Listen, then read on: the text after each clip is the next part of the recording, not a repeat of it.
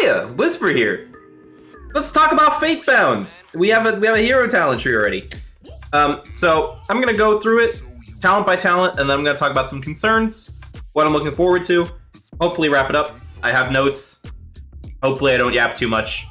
I'll also remember to put timestamps. Hopefully. So let's get into it. So the original first talent, right? The thing that leads us into it is Hand of Fate. Each time we deal damaging finishing moves with 5 or more combo points, you flip a coin. It can either land heads or tails. If you flip heads, it increases the damage of all your attacks. If you flip tails, you deal a little bit of damage, right? It's just cosmic damage, just a proc.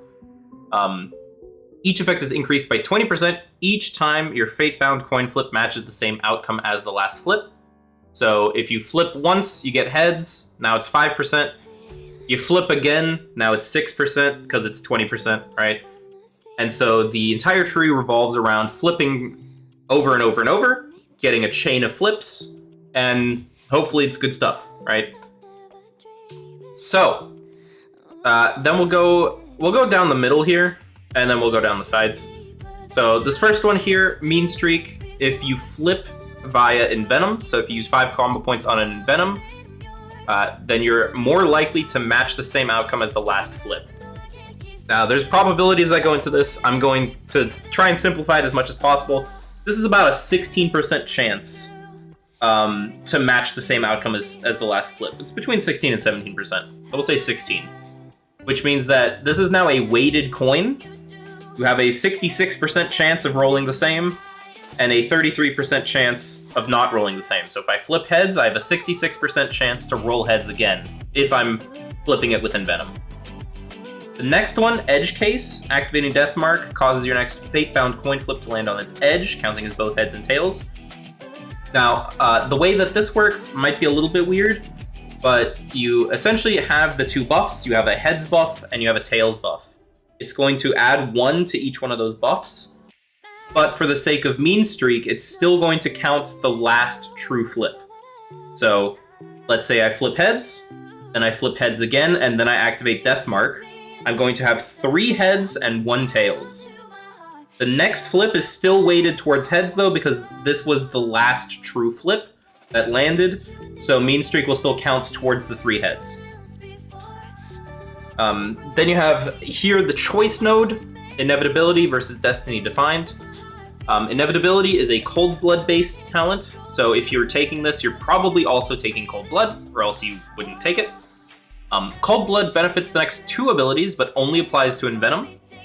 So again, more Envenom building, and the Fatebound coins flipped by Envenom are guaranteed to match the same face. So this is a way where if you already have a chain and you want to keep it going, you can press Cold Blood. The next 2 Envenoms you cast are going to guarantee match your flip. Then the last one here, the Capstone Fateful Ending. When you flip it for the 7th time in a row, the coin grants 1% increase to all primary, secondary, and tertiary stats until you leave combat for 10 seconds. So the goal here of the center, right, kind of the main gameplay loop down the center here, is you're flipping coins, hoping they flip in the same way over and over again on the same face, and when you get to 7, you get this buff. Now, Fateful Ending, there's a lot of confusion around it. The first thing to note is the 1% increase to primary, secondary, and tertiary stats is additive. So it's not a multiplier. If you have 30% crit, you're not going, to 30.3, you're going to 31. It's additive, right? So if you have 30 crit, you're going to 31. If you have 70 mastery, you're going to 71. Primary also counts for agility, also counts for stamina, so it's 1% stamina, 1% agility, 1% leech, 1% avoidance, all of that stuff. So this is really powerful. It's about 5 or 6% damage, and it also gives you obviously the speed, the avoidance, the leech, so that's pretty good. The until you leave combat for 10 seconds part, this means that you can chain this in Mythic Plus. If your tank is chain pulling, you're going to keep this up. If you drop combat, the 10-second timer starts, and then if you get back into combat, then the buff just comes back and you maintain the buff. So then we have some utility points and some other minor things. Oh, I also didn't talk about Destiny Defined. Destiny Defined is very passive, though. You can kind of read it for yourself. Increased poison application chance on your increased application chance on your poisons. Fatebound coins have 5% chance to match the same face. It's not really interesting. It's just a passive that increases your flip chance and gives you some passive poison proc. They don't interact at all. It's not based on your poisons or anything. It's just flat passive +5 to stuff. So that'd be your very boring option. So then I'm going to go down the left here. Leech increased by 0.5 each time your Fatebound coin is flipped to the same face in a row. So if you have 6 heads, for example, if you flipped 6 heads in a row, you have 3% leech. So that's pretty okay. It's just a little bit of extra healing. The other one, you have a chance to absorb, or a chance equal to your crit strike to absorb 10% of any damage taken up to a maximum of 40%. Now, I think this is really strong. We already have leech on the tree, for example, here from leeching poison. If you have any tertiary leech, obviously that would also apply. So for me, I think the taking Tempered Fate or Tempted Fate is kind of a no-brainer. Having a chance to just absorb damage taken is really good. Taking less damage is always better than healing it back up. So I think that this is kind of a no-brainer. The leech maybe if it's buffed, you might consider it. But for now, I don't really see a point in not taking Tempted Fate, even though it is a chance. Now, there could also be some niche use cases. We haven't seen the raid fights yet, but if there's a raid fight with an insane amount of damage that's coming out all the time, right, like a bunch of ticking damage, this leech would probably be pretty good.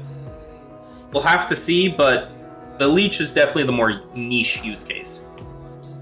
Now, this one's really strong. Deal Fate. Mutilating Fan of Knives trigger an additional combo point when they trigger Seal Fate. Seal Fate, as a reminder, whenever you crit, you gain an additional combo point. So this basically makes it so that Mutilate can only proc 2, 4, or 5 combo points. You can no longer proc 3, because if you crit one attack with your Mutilate, it's gonna still give you this extra 1.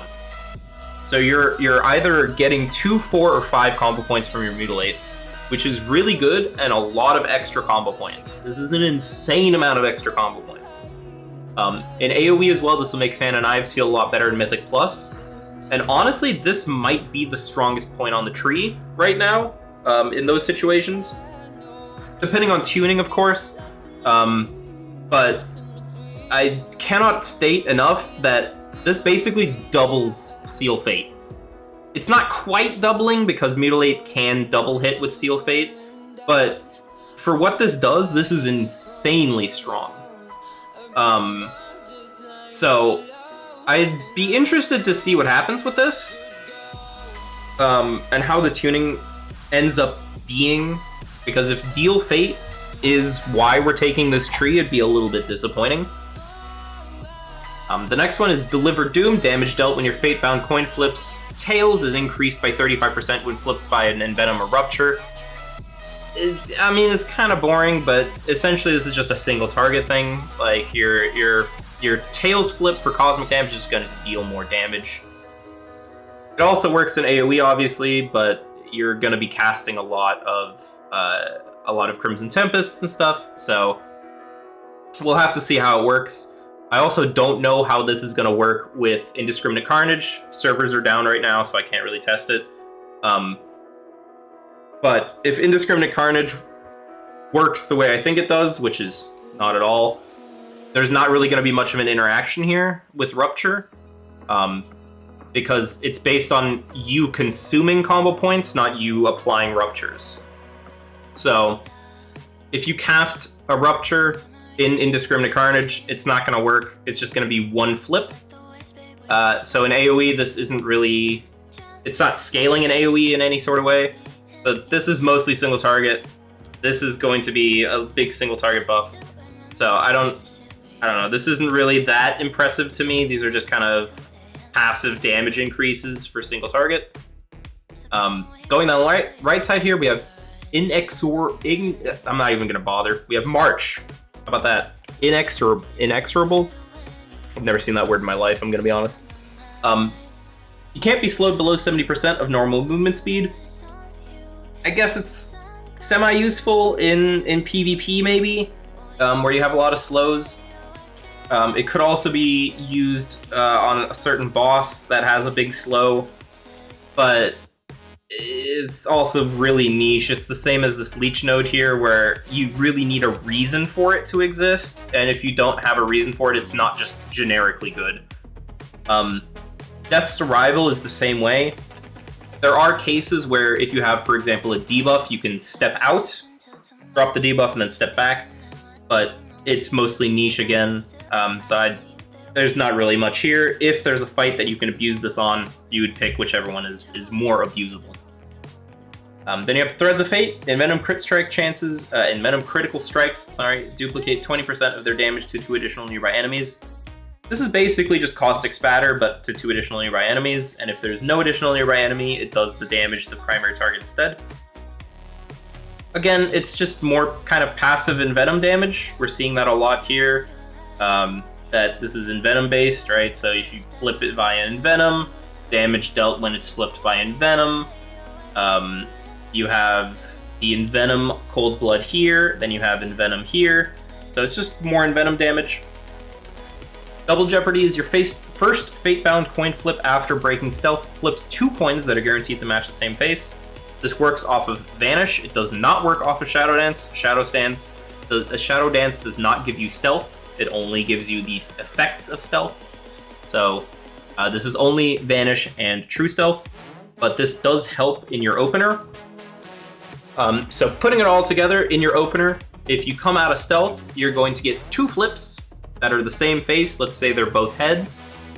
Then you can Cold Blood, get 2 more flips off of the Envenoms that are the same flip. And Deathmark would also give you a flip, so you'd get 5. There's still a little bit of RNG involved, because as you're putting up Rupture, right, there's no guarantee Rupture is going to flip the same way. It could flip tails. Similarly, if you Vanish in your opener, there's no way to guarantee that they're the same face as what you already have. So if you're at 5 heads and you press Vanish, then you're going to either get to 7, or it could roll tails and break your chain. So, now we know kind of how it works. What is sort of the vibe here? I think that gameplay-wise, it's really passive, which is fine. There's been a lot of concerns about Rogue having too much complexity, too many buttons. So I think a passive tree like this with passive effects is perfectly fine, and honestly probably better.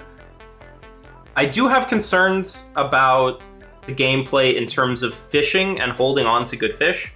So if you're fishing for good flips and you're getting heads over and over and over, let's say you magically, like your RNG out of your mind, you pull the lever, you hit the casino, big jackpot, right? And you have 10 flips of heads. Right? You somehow manage to get 10 flips of heads. If you're at 10 flips of heads, then that's 5 plus 9. So you're at 14% damage increase. That's a huge number, and you won't want to break that streak. So holding on to that 14% buff might become valuable. There's already been talks about, well, if you hit 5 combo points, just use Slice and Dice, dump the combo points, then go again.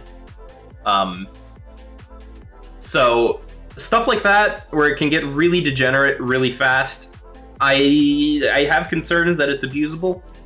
We'll have to see if they patch those holes and make sure that it's not possible. I personally think they're going to patch it and just make sure that, no, you have to flip. There's no way to avoid flipping. And I think the more ways that you can avoid flipping, the worse this tree becomes. You should kind of not be able to play around it, or else it starts getting really complicated of like, oh, well, I need to hold Cold Blood specifically for this chain, or I don't want to Rupture right now because I'm trying to make sure that my Envenom hits the right flip. So I'm going to not Rupture, and how long do I not Rupture for?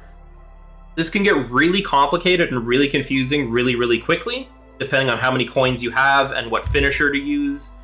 And that's the opposite of what I think the tree is trying to give us, right? The tree is trying to give us a very passive thing, but still have a little bit of back and forth. So it's kind of anti what the design is for there to be a lot of ways to avoid flipping. So I think they're going to patch that out, make sure that you can flip your coins, and you just kind of go through the motions and it just flips. And that's the easiest way to go about it. Then there's the big discussion, which is bigger than even me or this video or anything, about how much RNG is too much RNG. Because obviously this is literally a coin flip. It is just straight up gambling. Like, it is what it is. And if you don't like RNG, then yeah, I mean, this is gonna suck, right? I think that there's ways to do RNG that are interesting. I think right now, just passive damage and passive buff isn't really the most interesting way to go about it. But again, I don't want them to be overly complicated, so I'm not sure if that can change, or if it just has to be, you know, passive damage, passive buff in order to keep it really simple and just have an effect. But there is the problem, right? We saw it a lot during Dragonflight with Sophic Devotion, Wafting Devotion, stuff like Signet Brand, for example. Really RNG effects that are a big impact on your DPS. Kingsbane critting, applying your poisons during Kingsbane, those all are things that really impacted your damage. So having a hero talent tree that also is really RNG and almost guarantees that you will have ups and downs, I'm not sure how everyone as a community is going to embrace this. Considering how bad the RNG has been with stuff you can't control. So we'll have to see. Obviously, these are weighted coins, so in the best case scenario, if you take Destiny Defined, you still have a 71% chance to match the same face with Envenom, right? Because it's 50, 16, and 5. So it is a pretty weighted coin. It's not the worst RNG to ever exist, but it is still completely random, right? So we'll just have to see what happens. Overall, I'm pretty optimistic about it. I do enjoy that there is some gameplay changing aspects, like the extra combo point from Seal Fate. And I do enjoy having the choice here of like a little bit of Absorb randomly. And the chance here is thematic, right? So I think just for a passive tree that adds a little bit of interest, a little bit of thematics of gambling and randomness thrown in. The extra combo point on Seal Fate, obviously that's with crit chance, so that also plays into this whole randomness. I generally don't mind the tree. I think it's fine. I do want to see some things tweaked. Like, I don't really know if this should be just the same 2 coins, or if it should be the same thing as Cold Blood here, where it's guaranteed to match the same face as the last flip. Maybe that's too strong, but I would like to see a little bit more control, maybe. Obviously, we'll have to see how it plays out during testing of raids and dungeons and stuff, but we'll see. The last thing I want to say is I really, really, really hope that the tuning ends up in a way where just getting the flips is a win. Because if you have to get the correct flip, then we're going back into like the degeneracy, right? We're going back into the how do I game the rotation. if you flip and you get heads and you're like, ah, well, heads is bad because the tails the tails damage is so strong, then it'll feel really bad to lose when you hit heads, and I don't want that happening. I just want to be able to hit my combo point, my 5 combo points, get my flip, and know that I'm doing more damage. If it flips tails or flips heads and breaks my chain, okay, but at least I feel like I'm getting something out of it. But if there's one that's clearly worse than the other, if tails is worse than heads or heads is worse than tails, then it's gonna feel really bad to go off of tails, hit heads, and be like, oh, well, this is the bad buff, so I don't want this. This is the bad flip. So I'm really hoping that it's tuned in a way where the bad flip isn't really a thing, and just getting flips is valuable. But yeah, that's pretty much all I have. If you have questions about it, leave them below. Leave me your thoughts below. I do read comments. I do respond to all of them. If I need to clarify something, I'll do it in the comments as well. And yeah, I do have alpha. I did get alpha, so I am going to hopefully try and post some gameplay with it. Maybe talk about some stuff in depth. Clarify some stuff in a next video. Otherwise, Wowhead articles soon, and Deathstalker when. Anyways, have a good one. Bye!